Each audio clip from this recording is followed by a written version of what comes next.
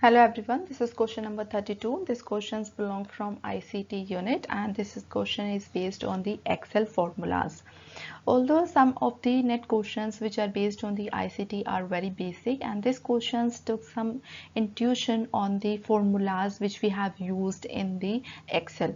So as we all know that every formula in Excel start from the equal sign, and we usually apply this formula by double clicking or by tapping on the any column here or any value of the row here. This is called the one cell of the Excel sheet. Let's assume this is Excel sheet. Here the number of columns we have by the name A, B, C, D. We have the row like 1, 2, 3 and 4. We have given some values, and in the question they are saying that which of the following formula, 4 formulas has been given in the options, should be entered in the cell D1. Which cell is D1 here? So D, that means this is the D, and D1 is this entire column states that this is the D column. These are the values in D column, and one state that first row Dth column. So that means this 50. So what formula they are asking we need to put here, so that when it's copied into the D2, D2 is this and this is D3.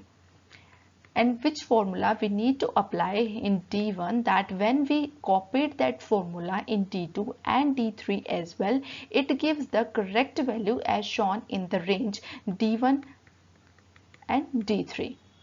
So here the correct option for this question will be option number D. Here we are applying the dollar sign. Dollar is basically used as a reference in the Excel. It works as a reference module here. So reference, we can lock any row and column in Excel by using this dollar sign. So we can lock any column or we can lock any row by its numbers here. So the correct option for this question, that is D, where we are locking the row and column and multiplying it with the another column and row. You can use it, and you can take it as the input and use in the on the practical. You can do it on your own by applying this formula in any cell in the Excel. So what exactly this dollar sign is? Dollar sign in Excel, as I told you, that it is a cell reference which affect just one thing. It instruct the Excels. Which instruction is given to the Excel, that how to treat this reference. When this formula, they are talking about the moving of the formula from this cell to the another cell. They are copying this formula of one cell into another. So dollar signs checks that before the row and the column, that makes a coordinate and absolute cell reference that will not be changed. Without the dollar sign, the reference and relative, it will change. So if you are locking, that's why I have used the word lock, where I can lock the column and where I can lock the row. When I use this with the help of this dollar, that means the formula has been locked and you can reference it into the another cell as well.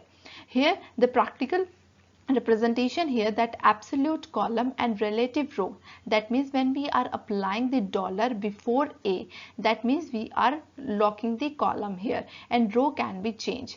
And relative columns and absolute row, where we are applying the dollar before the row. So here row is locked and column could be changed here. So the correct option for this question is option number D.